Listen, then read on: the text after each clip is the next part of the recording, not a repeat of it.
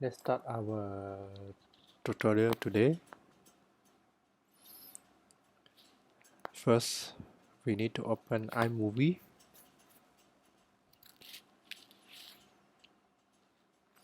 Okay, and then we click movie. This is the new movie, and we import the media. So I drag and drop inside. Okay, and add to the frame. Expand it. So we click on it and right click. First we detach the audio. So this will remove the audio from this video clip. This is the video and this is the audio. So we click delete. So now this video without any audio. Okay, then we record our own audio.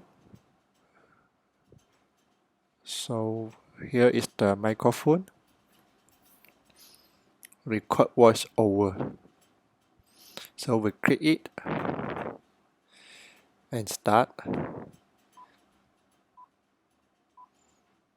So it is running. We can record and our voice attached to the video. This is the source of the audio.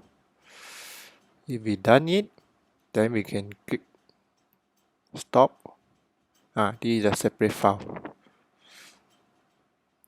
And we can click done. This is the voice. So is this video attached with this audio. Now we have separate file using our voice to record.